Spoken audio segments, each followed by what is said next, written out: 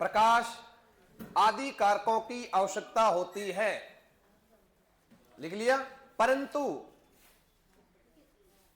आदि कारकों की आवश्यकता होती है, परंतु अंकुरण के लिए सबसे महत्वपूर्ण कारक नमी है। अंडरलाइन कर लेना इस प्रश्न को। अंकुरण के लिए महत्वपूर्ण कारक नमी है।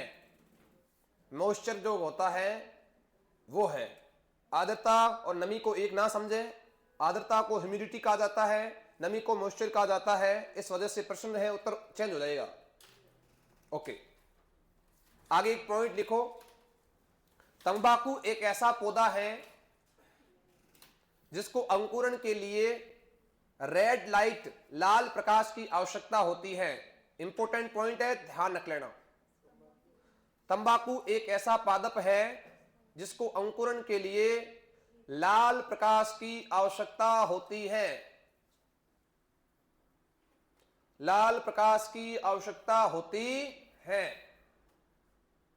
लाल प्रकाश की आवश्यकता होती है। लाल प्रकाश की आवश्यकता होती है। अंडरलाइन कर लेना। लाल प्रकाश की आवश्यकता होती है। इसलिए तंबाकू को फोटोब्लास्टिक फसल के नाम से पुकारा जाता है। इसलिए तंबाकू की फसल को फोटोब्लास्टिक फसल के नाम से पुकारा जाता है। फोटो का मतलब प्रकाश ही होता है, तभी तो प्रकाश संश्लेषण को क्या बोलते हैं? Photosynthesis, photoperiodism.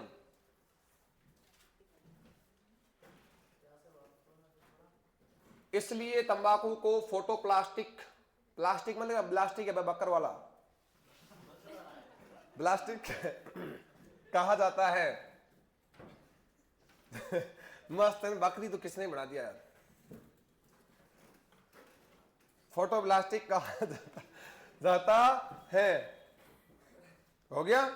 तुम्हारे से प्रश्न आ सकता है और प्रश्न आए हुए भी है। अगर एक और नोट लिखना चाहो, हालांकि तंबाकू का पॉइंट है, तंबाकू की राख का रंग कैसा होता है? सफेद कलर।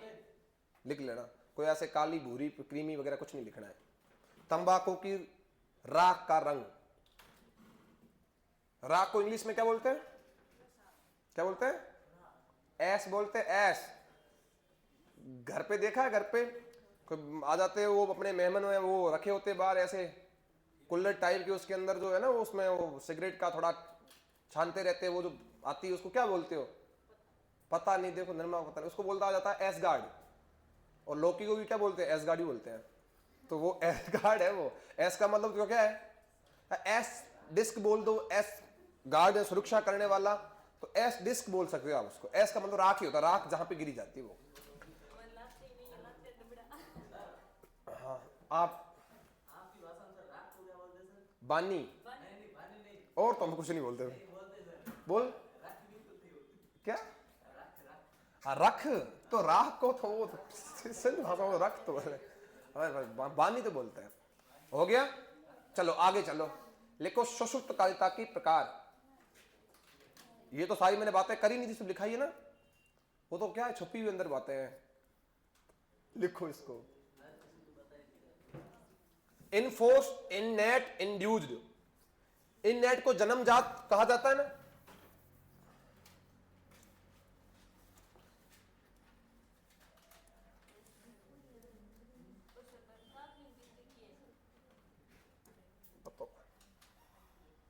जन्मजात सुषुप्त कालिका, एक जुमला देख लेना। और इसको कहा जाता है अनुवांशिक सुषुप्त कालिका।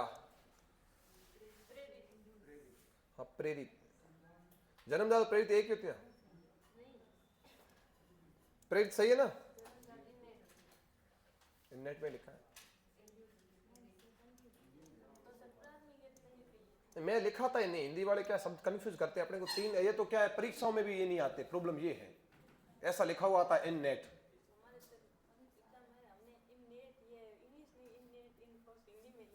तो सही है, सही। इसमें क्या समस्या है? लिख लिए तीन प्रकार की सुषुप्त कालिका, 1 2 3 है। हाँ, पहले तो ये लिख दो। अरे भाई पहले ऐसे लिख दे, गैंडस स्वामी ऐसे लिख दो। और थोड़ा फटाफट करो, इतना टाइम नहीं, सुसुप्त कालिता 5 मिनट का टॉपिक है, तुम्हारे लिए 15 मिनट दे रहे हैं। क्यों मोनिका, सही बात है? क्या नोट्स बनाई, क्या राजस्थान की छतरिया? तुमने नोट्स बनाते रहे। अरे मैं मोनिका दो बैठी, क्या बात करती है? कौन सा गांव है? फिलहाल से भैया पाकिस्तान जाना है। फिलहाल तो यूं है कि बाड़मेर में।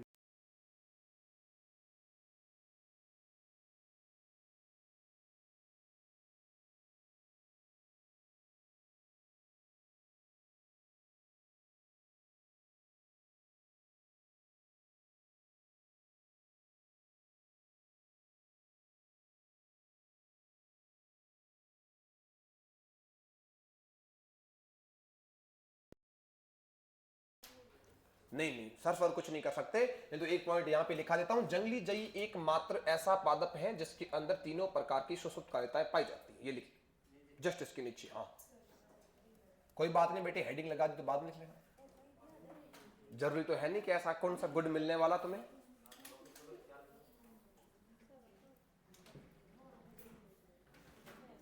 हो गया, चलो तो सबसे पहली हेडिंग लगा दीजिए इनफोर्स। पहली हेडिंग आ चुकी है इनफोर्स। बस सीधी पॉइंट लिखना तुम्हारे को। जंगली जई का बोटनिकल नेम जरूर याद होना चाहिए, एविना फटुआ। फटुआ इंग्लिश में बोलते हैं फतुआ अपने हिंदी वाले। बता की बात नहीं, बिल्कुल सही। ये आपके जेट में आया था ना ये प्रश्न, ये स्टार लगा था ना, प्रश्न आया हुआ है 22 के अंदर है, 23 के अंदर प्रश्न आया था। और जेट और सुपरवाइजर के पेपर में कोई ज्यादा घना फर्क नहीं आता, एक जैसे प्रश्न आते हैं दोनों में। हाँ तो क्या तो रहा हूं हो गया। लिख बेटे इनफोर्स। अरे मैं तो जानबूझ के बोला, ज्यादा घना घना कभी कभी बोलते हैं, पर मस्त शब्द है नहीं। लिखो सब हम पहला लिख दो इनफोर्स। देखो बीज को अधिक गहराई में बो देने के पश्चात बीज का अंकुरित नहीं हो पाना। बीज को अधिक गहराई में बो देने के पश्चात बीज का अंकुरित नहीं हो पाना। बीज को अधिक गहराई में बो देने के पश्चात बीज का अंकुरित नहीं हो पाना। बीज को अधिक गहराई में बो देने के पश्चात बीज का अंकुरित नहीं हो पाना किस प्रकार की सुषुप्त कालिता है? Enforce, air force.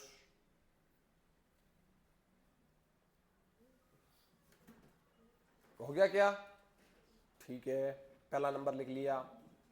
इसलिए बीज को कभी भी गहराई में नहीं बोना चाहिए।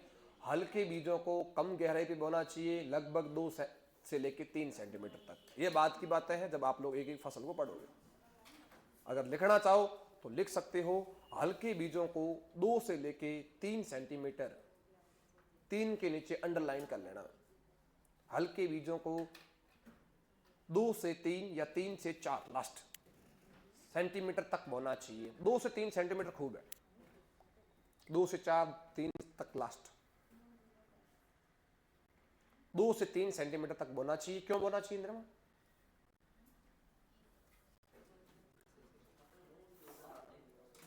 ठीक है, आगे दूसरा लिखो। इन नेट फटाफट लिखो यार। आनुवांशिक कारकों के द्वारा उत्पन्न होने वाली सुषुप्त कालिता।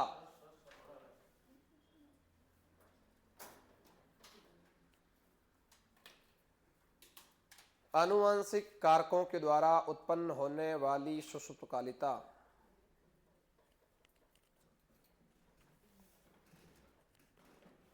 आनुवांशिक कारकों के द्वारा उत्पन्न होने वाली सुषुप्त कालिता।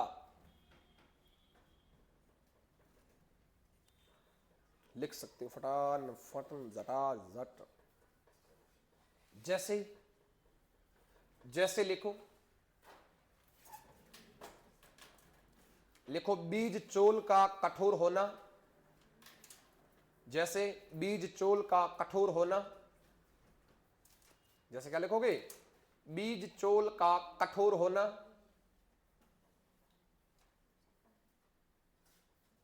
बीज चोल का कठोर होना, भूर्ण का कमजोर होना, भूर्ण का कमजोर होना आदि। एक दो कारण हो सकते हैं, और भी कुछ कारण हो सकते हैं, इतनी मैंने जेनेटिक्स पढ़ी है, ठीक है। तीसरे नंबर पे लिख लो इंड्यूस्ड,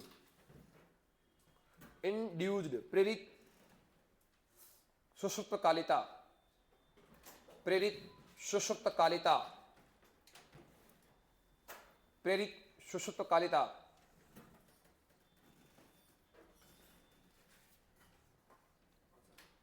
लिखा? इसके अंदर पॉइंट लिखो, हानिकारक रसायनों एवं पदार्थों के द्वारा उत्पन्न होने वाली सुषुप्तकालिता, हानिकारक रसायनों एवं पदार्थों के द्वारा उत्पन्न होने वाली सुषुप्तकालिता। इसके अंदर तुम्हारे को एक नाम लिखा है होगा एबीए का, और कुछ लिखा है?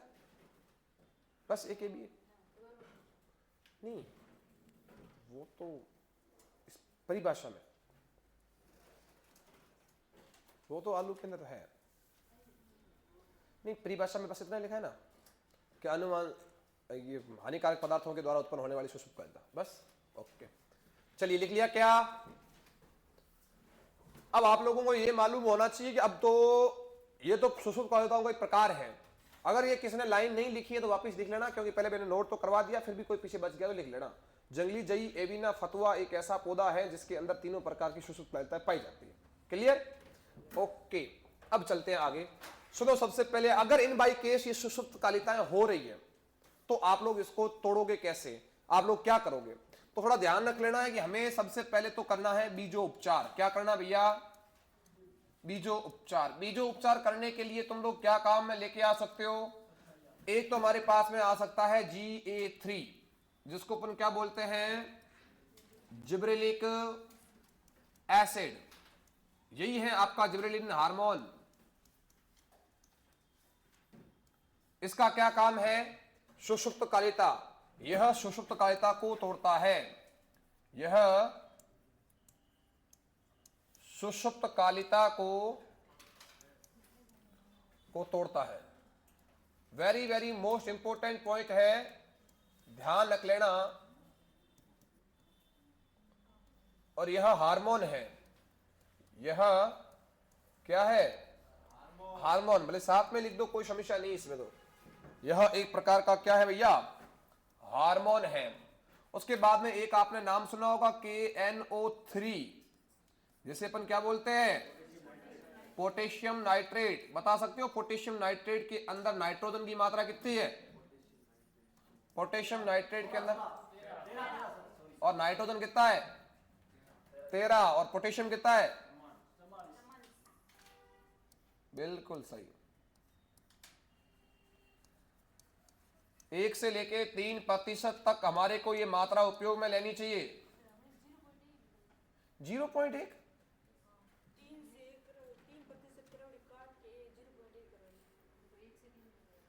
ठीक है, ये कंफ्यूजन है, अभी देख लेंगे। अब इसको टच मत करना। ये आपके रसायन हो गया।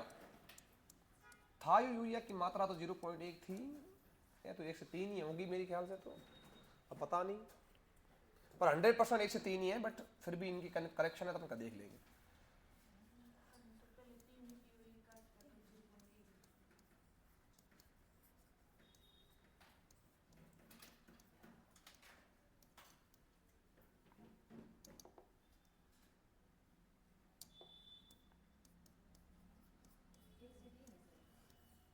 एक से 3 ही है।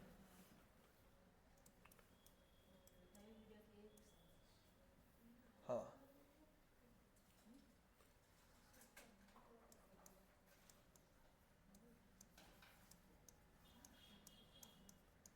प्याज के भंडारण में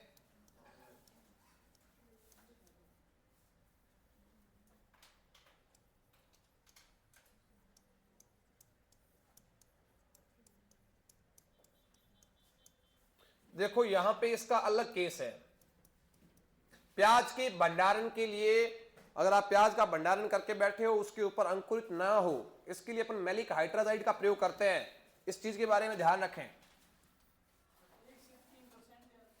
1 से लेके 3, 13 कहां है? इतना बड़ा 13 कहां दिखता है? आलू में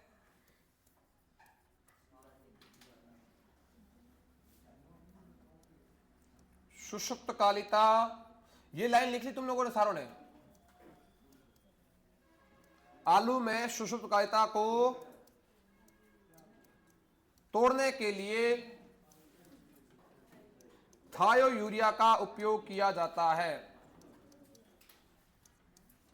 थायो यूरिया का, एक बार किताब पढ़ी अंदर ले आना, ठंडा वाली, उपयोग किया जाता है।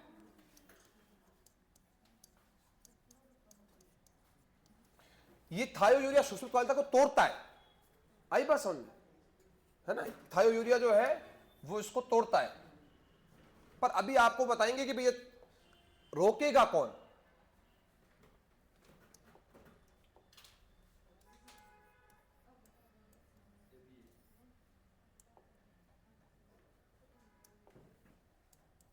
आपका जो आलू है,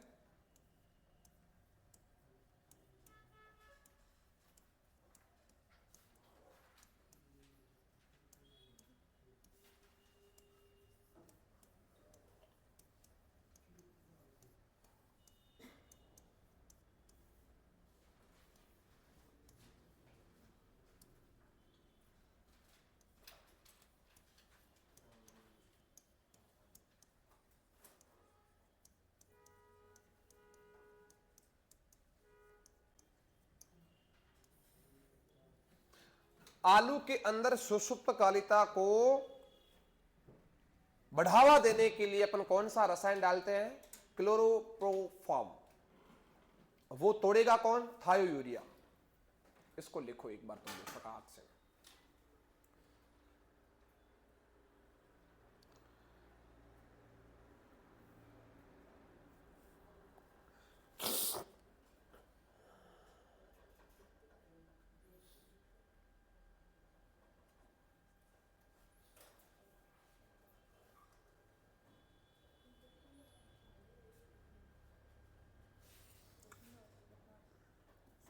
इसमें पटेटो निकाल, आलू निकलेगा तेरे से।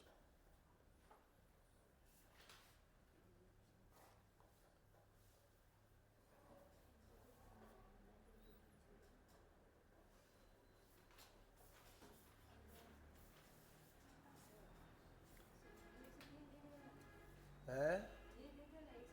हाँ सही है। तो नहीं, फिर भी कंफ्यूजन होने दो ना, क्या लोड है?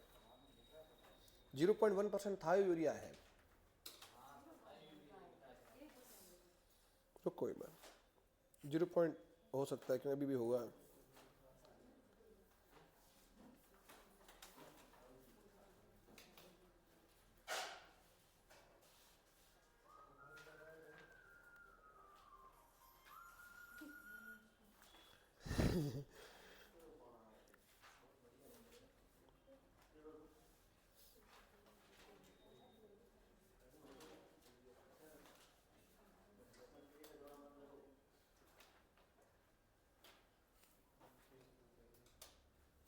क्रॉप्स के अंदर जाओ।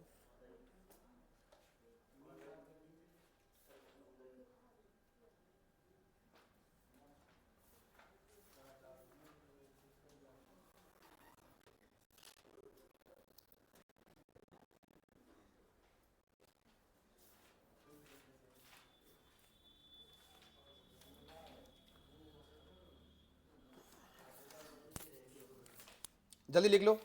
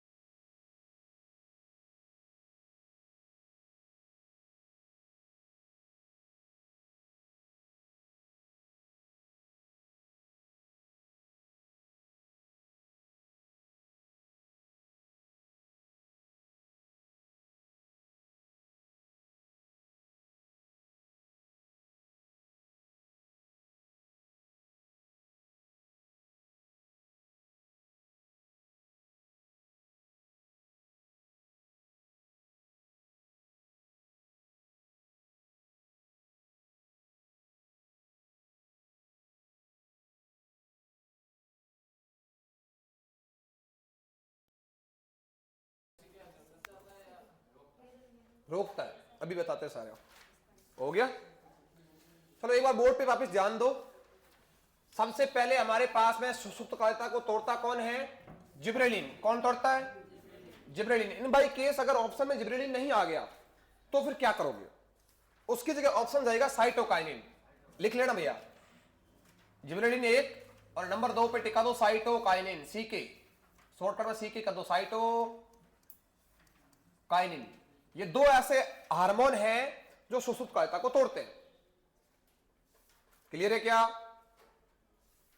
ठीक है। अब आपके पास में दूसरा एक ऑप्शन एक और आ गया जिसका नाम क्या है? Potassium nitrate. इसकी मात्रा वापस 1 से लेके 3% ही है और ये एक प्रकार का रसायन है। अगर रसायन पूछ लेता है तो KNO3 बता देना है। अगर तुम्हारे से हार्मोन पूछ लेता है तो जिब्रेलिक एसिड बता देना है। आगे बात समझ। उसके बाद में एक चीज यहां पे आ जाओ, आलू के अंदर एक विशेष प्रकार की चीज पूछी जाती है जिसका नाम है थायोयूरिया। ऐसा यूरिया जिसके अंदर सल्फर की मात्रा थोड़ी बहुत मौजूद रहती है और इसके अंदर नाइट्रोजन 36% है। और ऐसा हम लोग लिख चुके हैं उर्वरक टॉपिक के अंदर, सूत्र से लेके सारी चीजें आप लोगों को करवा रखी है। इसकी मात्रा लिख दो, थायोयूरिया के नीचे लिखो मात्रा केवल 1% है। पर आप लोग अभी 1% कर लो एक बार, 1%, 1% हो गया। थायोयूरिया की मात्रा कितनी उपयोग में ले आनी है? 1%। इतना हो गया। अब एक चीज सुनो, सबसे पहले दो चीजें हमने छोड़ी है। एक तो छोड़ा है MH और एक छोड़ा है क्लोरोफॉर्म। दो चीजें छोड़ दी। अगर मान के चलो कि हमारे पास में स्टोरेज रूम बना हुआ है, कभी देखे प्याज स्टोरेज? नहीं देखे? कैसा कमरा नहीं होता वहां प्याज स्टोरेज में? क्या होता है? कोलेस्ट्रॉल। हाँ वो होता है, लेकिन उसमें भी प्याज स्टोरेज नहीं किया जा सकता। प्याज स्टोरेज करने के लिए अपने जो अपने गांव के अंदर मंडी नहीं होते, मंडी समझते हो, जिसके ऊपर मतलब ऐसे ही बाहर बना देते हैं झोपे टाइप के, तो उस प्रकार से होते हैं। उसमें क्या हवा का आवागमन रहना चाहिए। सरकार इसके ऊपर पैसे भी बहुत देती है, 80% इसके ऊपर मतलब अपने को सब्सिडी देते हैं। मतलब ऐसे अपन मान के चलो कि अपने पास में मैदान ही पड़ा है, तो मैदान में पहले क्या होगा कि बांस की लकड़ियों से थोड़ा इतना ऊपर बनाया जाएगा और उसके बाद में ऐसे अपने जो है वो शटर टाइप के ऊपर झोपे कैसे होते हैं, या अपने जो ऐसी आती है ना, वो क्या बोलते हैं मारवाड़ी में, छपरा, छपरे टाइप की बनते हैं। और उसमें क्या हवा का आवागमन होना चाहिए, नहीं तो ये प्याज खराब हो जाता है। प्याज की एक बड़ी समस्या रहती है कि अपन घर पे 5 दिन रखते हैं तो प्याज के ऊपर फुटान हो जाता है, हरे कलर का वो डंडी निकल के आ जाती है, होता है। लेकिन इसको अपन रोकना चाह रहे हैं तो घर पे तो 5-7 प्याज है, कोई नहीं, मम्मी काट के फेंक देगी, बच्चे आके खा भी सकते हैं। लेकिन एक बड़ी स्टोरेज कर रखा आपने, वहां पे तो ट्रक के ट्रक खाली पड़े हैं, तो वहां पे इतने सारे अगर प्याज खराब हो गई तो सीधी सी बात है कल वो उस प्याजों को खरीदने के लिए कोई लोग लेंगे भी नहीं। अपन लोग ट्राई करते हैं कि अपने को वैसा चाहिए जो बिल्कुल एकदम मोटा सा बढ़िया हो। अब ऐसे निकले हुए पॉइंट्स पड़े उसको कोई पसंद नहीं करता और अच्छी भी बात नहीं है। तो अपने को एक चीज का ध्यान रख लेना है कि जब भी हम प्याज का स्टोरेज करते हैं, भंडारण करते हैं, तब उस समय एक रसायन आता है जिसका नाम है MH को कहा जाता है मैलिक हाइड्राजाइड। इसका प्रयोग प्याज के भंडारण के समय करते हैं ताकि अंकुरण रुक सके। आगे बात समझ में? क्या लिखा गया है? मैलिक हाइड्राजाइड प्याज के भंडारण में अंकुरण को होने से रोकता है। इसको आगे लिखो, रोकता है। रोकता है, बढ़ावा नहीं देता। हम तो किसको पढ़ रहे हैं? बढ़ावा देने वालों को। क्लियर है क्या? एक केस तो फिर यहां समझ लो, आलू के अंदर दो आ रहे हैं केस। एक तो आ रहे हैं कि सुषुप्त कायता को तोड़ने के लिए, हम लोग तोड़ने वाले ही है, सुषुप्त कायता को ब्रेक करने वाले हैं। और यहां पे क्या कह रहा है? सुषुप्त कायता को बढ़ावा देने के लिए। क्लियर है? मान के चलो कि तुम्हारे खेत के अंदर तुम्हें पता है कि आलू कुंड विधि के द्वारा जमीन के अंदर गाड़ा जाता है, दबाया जाता है, उसके ट्यूबर आते हैं जिसके ऊपर 3 आंखें होगी, जैसे गन्ना होता है, गन्ने के टुकड़े होते हैं, बीज नहीं आते गन्ने के, आलू के बीज आते हैं जिसको अपन TPS के नाम से पुकारते हैं, ट्रू पोटैटो सीड, जिसको रामानुज नामक व्यक्ति ने दिया था। 100 से लेकर 150 ग्राम के आसपास 1 हेक्टेयर में यूज हो जाते हैं। और 1 ग्राम के अंदर ऐसा बताते हैं 100-150 ग्राम जो है इसके अंदर 1500-1700 बीज होते हैं 150 ग्राम के अंदर। बाकी वो बात दूसरी है। अगर इसमें ऐसे कंद अपन मैं डालूं, ऐसे कंद डालता जा रहा हूं, मतलब आलू खुद ही होंगे। उसको कंद डाला, मिट्टी के अंदर दबाते जाओ, बाहर समझते हो, दबा दो। दबाने के बाद में मुझे ये भी तो मालूम होना चाहिए कि यहां से यार निकला चाहिए। तुम लोग जानते हो कि आलू का प्रवर्धन किसके द्वारा होता है? ट्यूबर के द्वारा। ट्यूबर का मतलब क्या होता है? कंद। दूसरा प्रश्न एक आता है कि आलू एक है, तो अपन बताते हैं कि भैया रूपांतरित तना। अब आपसे प्रश्न पूछा जाता है कि बताओ जरा इसका खाने योग्य भाग क्या है। इसमें आलू में क्या खाते हैं, रूपांतरित तना या तना ही खाते हैं, लेकिन इसका प्रवर्धन किसके द्वारा होता है, कंद के द्वारा। अगर एक प्रश्न और भी आता है आलू के अंदर, तो मैं प्रश्न पूछता है कि आलू एसडीपी है या एलडीपी है। ये बड़ा खेल है, सर लिखवा देंगे, फिर भी पिछली बार में स्किप हो गया था तो बच्चों का काफी करेक्शन आ गया था, इस वजह से थोड़ा ध्यान रख लेना। एक होता है ट्यूबराइजेशन, यानी कंद निर्माण के आधार पे आलू है, तो उत्तर दो के लघु दिवस पादप एसडीपी। अगर तुम्हारे से प्रश्न पूछ ले आलू के बाद में पौधा निकलेगा, भाई आलू का भी तो पौधा आता है, उसके ऊपर भी फूल आता है, लेकिन आलू तो नीचे लग रहा है। अगर तुम्हारे से पूछ ले कि फ्लावरिंग स्टेज या फ्लावरिंग के आधार पे आलू है, तो एलडीपी। दो उत्तर अलग अलग हो गए, तो फिर ये तो बहुत इंपॉर्टेंट प्रश्न भी हो गया। अब आलू अपने पढ़ा नहीं तो इतना क्या लोड लेना, तो आलू भी ये भी लिखा लेंगे ऊपर। अगर तुम्हारी कॉपी का टॉप पेज है उसमें सीधा इतना लिख दो, सीधा देखो मैं जो लिख रहा हूं ऐसे करके लिखना आलू। आगे वाले पेज ले लेते हैं, देखो ये अभी अपने काम की बातें नहीं तो इसलिए मैं फटाफट कर रहा हूं। आलू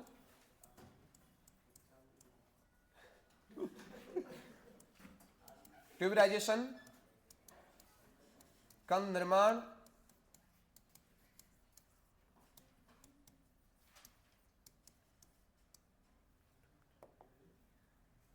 ट्यूबराइजेशन, इसके आधार पे हमारा आलू कैसा है, एसडीपी। डैश करके लिखना एसडीपी, सो डे प्लांट। दूसरा लिखना फूल निर्माण, फूल निर्माण, फ्लावरिंग,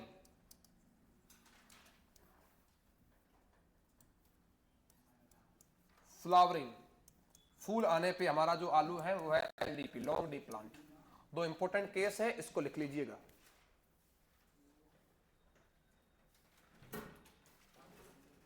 दो केस दोनों को लिख लीजिएगा।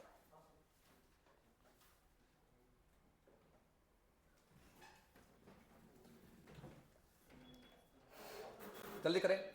फ्लावरिंग स्टेज पे आलू हमारा एलडीपी है,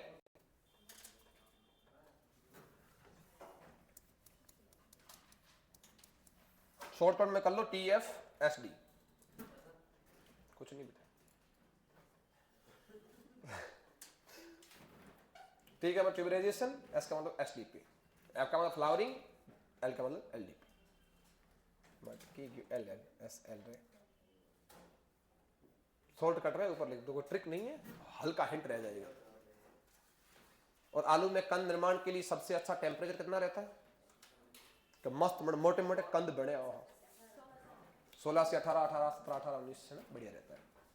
एक प्याज होता है, प्याज, प्याज को मार्केट में बेचना, विदेश जाना है, तो एक देखो प्याज किससे अंकुरित होता है, प्याज में के जो प्रवर्धन होता है किसके द्वारा होता है, बल्ब के द्वारा। कंद और बल्ब एक जैसे दिखते हैं क्या, नहीं, बल्ब तो ऐसे गोल सा होगा, कंद तो ऐसे आड़े टेढ़ा कैसा भी हो सकता है, आलू तो भाई साहब खूब रूप होते हैं इसके। अब आप लोगों को एक चीज का ध्यान ये रखना है कि आलू, प्याज होता है, प्याज, प्याज को अगर विदेश में बेचना है, सिस्टम आता है, भिंडी होनी चाहिए 8 से लेके 10 सेंटीमीटर की, 8 से लेके 10 सेंटीमीटर मार्केट वैल्यू इसकी है, तो विदेशों के अंदर आप विदेश में भेज सकते हो, वो विदेशी खरीदेंगे। प्याज जो होता है वो होना चाहिए 75 ग्राम का, तो ये विदेशी खरीदेंगे, नहीं तो नहीं खरीदेंगे, उनका फिक्स है भैया, जो प्याज है उसका वजन जो है 75 ग्राम होना चाहिए, तो आप मार्केट के अंदर विलायत में जाके बेच सकते हो, नहीं तो अपने देश की अपने काम लेना है। 2 प्रश्न आगे इंपोर्टेंट है। चलिए अब एक चीज का ध्यान रखना, वापस किसी का माइंड अगर उधर उधर चला गया, सुनो, हमने क्या किया, मैं आलू लेके आया गाड़ी भर के और मेरे गांव में डला दिए कि मैं तो आलू की अब की बार बेचूंगा, बढ़िया तरीके से पैसे कमाऊंगा, लेकिन मैंने वो मेरे कमरे में भर के रखा, तो मेरे कोई एसी चैम्बर चिल्लिंग विलिंग कुछ नहीं था, और आलू के ऊपर ऐसे ऐसे आंखें आने लग गई, पॉइंट्स निकलने स्टार्ट हो गए। तो सीधी सी बात है, कोई भी आदमी आता है दुकान वाला, वो भी ऐसे करके, दुकान वालों को तुमने देखा होगा, जैसे आंखें आती ऊपर वाला वो अंगूठा मार के तोड़ देता है, होता है ऐसा। अगर तुम्हारे को ये मालूम होना चाहिए कि ऐसा एक रसायन भी आया मार्केट के अंदर जिसका प्रश्न आ सकता है, अगर आपसे पूछ ले कि कोई भंडारित किए हुए आलू है, उसमें ये आंखें बाहर नहीं आए, भंडारित वाले जो अंदर जो है ये क्या बोलते हैं, ऊपर जो अंकुरित आलू नहीं हो, भंडारित कर रखा है, उस समय कौन सा एक रसायन छिड़का जाए, तो नाम आता है क्लोरोप्रोफॉर्म। तो इसको आप छिड़काव कर दो, ये आलू के अंदर जो अंकुरन आलू हो रहा है उसको रोक देगा। लेकिन तुमने जाके खेत में कंद डाले हैं, अब वहां पे तुम आलू को अंकुरित करना चाहते हो लेकिन हो ही नहीं रहा है, तो उसकी जगह क्या डाल दोगे, थायो यूरिया। थायो यूरिया अंकुरण को बढ़ावा देता है, लेकिन क्लोरोफॉर्म जो है वो अंकुरण को घटा देता है। सर घटाने से हमें क्या फायदा है? भंडारित किए गए आलू में फिर अंकुरित किस बात का है? नहीं समझ में आया क्या? एक ही तो बात है, भंडारित किए आलू में उगा थोड़ी रहा हूं, उसमें क्या आंखें लाके करोगे? आंखें लानी नहीं है, अगर आंखें नहीं लानी तो क्लोरोफॉर्म डाल दो। अगर तुम्हारे को खेत में डालना है, कंद बुग नहीं रहा है, तो टिकाऊ था यूरिया उपचारित करके डाल दो, मात्रा 0.1%, एक कितने प्रतिशत? एक। क्लियर है? 1% तो ये हो गया। 2 पॉइंट और लिखो, देखो एक तो लिखो, हिंदी में तो क्या ही बोलते हैं, स्टार्टिफिकेशन।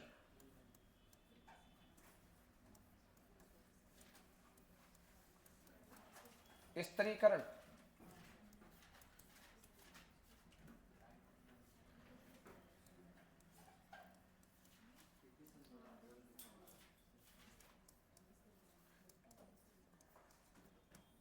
लिखो स्तरीकरण।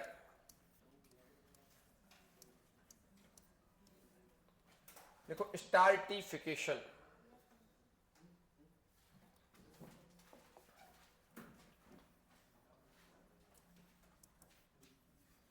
बीजों को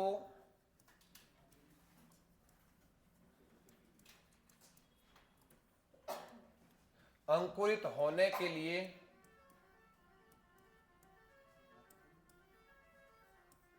ठंडे वातावरण में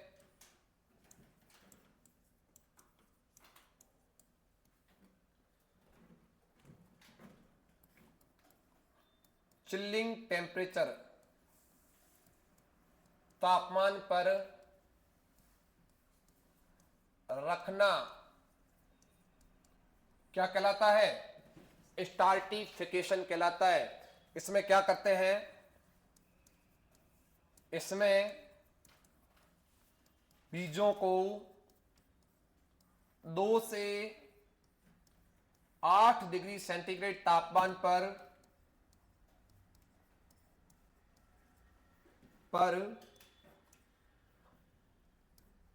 24 घंटे रखा जाता है, ताकि चिल चिल हो जाए, आराम से अंकुरित हो जाए। स्टार्टिफिकेशन लिख दो इसको। और दूसरा लिखो स्कारिफिकेशन। टेम्परेचर लिख रखा 2 से 8 डिग्री सेल्सियस।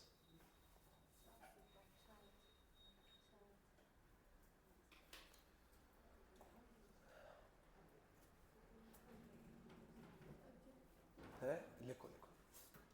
इसमें बीजों को 2 से लेके 8 डिग्री सेंटीग्रेड तापमान पर लगभग हम 1 दिन के लिए यानी कि 24 घंटे तक रखते हैं। जैसे 24 घंटे रखा तो बढ़िया तरीके से अंकुरित हो जाएगा। हो गया? दूसरा लिखा है क्या? लिखो लिखो।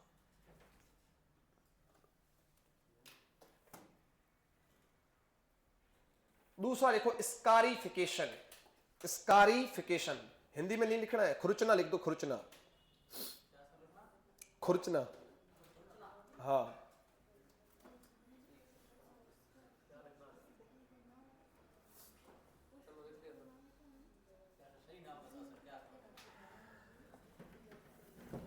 हिंदी में तो बोलते हैं खुरचना।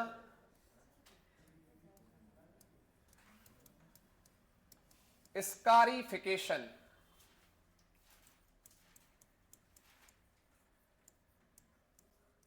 यहां पे कार आ रहा है, कार आ रहा है। स्कारिफिकेशन,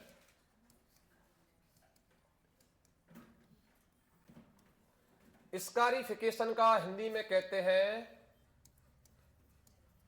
खुरचना। हाँ, कुरचना क्या,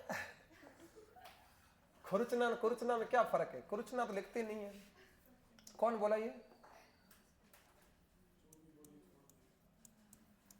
इसमें बीजों के अंकुरण के लिए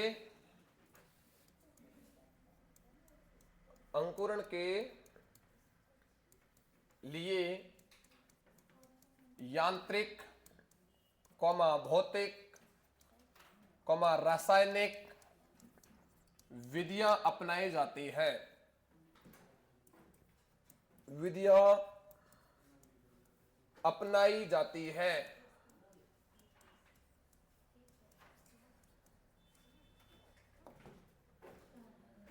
लिख दो एग्जाम्पल। एक आपने नाम सुना होगा KNO3 जो अपन ऊपर पढ़ के आए हैं, ये किसमें उपयोगी है? भंडारण में उपयोगी। एक आपने नाम सुना होगा H2SO4 सल्फ्यूरिक एसिड, ये कपास में उपयोगी है। हाँ, भंडारण में उपयोगी KNO3। अगर कोई भंडारित चीज करके रखी तो आप लोग वहां पे उपयोग में आ सकते हो। थायो यूरिया किसमें उपयोगी है? आलू में उपयोगी है। HNO3 किसमें उपयोगी है? धान में उपयोगी है। GA3 एंड CK, CK मतलब क्या होता है? साइटोकाइनिन। ये इतने सारे जो है वो उपयोगी है। लिखो इसको फटाफट। भंडारण में उपयोगी कौन है? KNO3। धान में उपयोगी कौन है? HNO3।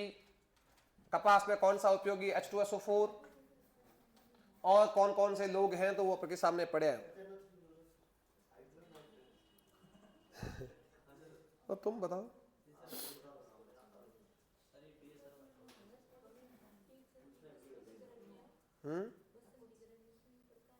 नहीं, बसंतीकरण का मतलब था वर्निलाइजेशन। एक होता है प्रदीप्तिकालिता और एक होता है आपके बसंतीकरण। अगर किसी पौधे पर प्रकाश का प्रभाव पड़ता है तो उसे अपन बोलते हैं प्रदीप्तिकालिता, फोटोपीरियडिज्म। और अगर किसी पौधे पर जब फूल खिल रहे हो उस समय अगर तापमान का प्रभाव आ सकता है, तापमान भी बढ़ घट सकता है, प्रकाश और तापमान में फर्क हो गया, तापमान के अंदर टेम्परेचर गर्मी सर्दी वाला सिस्टम हो गया। प्रकाश का तो ये है कि उसकी लेंथ कैसी पड़ रही है, कम पड़ रही है, घंटों में मापेंगे उसको। तो ये है दो ही अक्षर याद रखने। एक मूवी आई थी जिसका नाम है शोले, नाम सुना? हेमा मालिनी थी उसमें, उसका नाम बसंती था, बसंती है ना। जब भी वो अभी हेमा मालिनी बाहर निकलती तो वो कभी छाती नहीं चलती पूरी। क्यों? क्योंकि उसको तापमान बहुत ज्यादा लगता है इसका, सूरज का। तो बसंतीकरण आ जाए तो तापमान लगता है, और उधर वो आ जाए प्रदीप्तिकरण तो प्रकाश। क्या बेटे क्या? ये क्रीम चॉकलेट ने ऐसे कुछ कर ली तुम। अरे आप साइटोकाइनिन मतलब ये भी, अरे ये भी उपयोगी है, ये भी उपयोगी। अरे भाई साहब, इसमें इतना क्या देखना? क्या खाएगा क्या कमाएगा?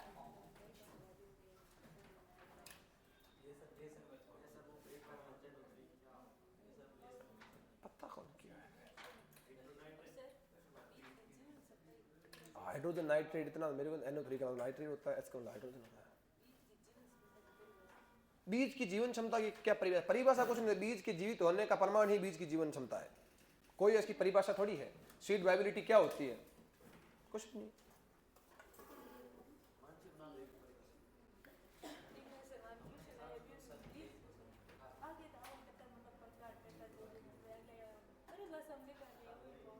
हाँ कोई बात नहीं, कहीं पर भी समझ में आने वाली बात नहीं है ही नहीं। बीज की जीवित होने की परिभाषा क्या है? केमिकलों के द्वारा ट्रीट करोगे, अगर है सही तो सही है, नहीं तो गलत है। बीज के जिंदा होने का प्रमाण ही बीज की जीवन क्षमता है। नंबर मिल जाएंगे, नंबर उनको लगता है बच्चे पढ़ के आए हैं।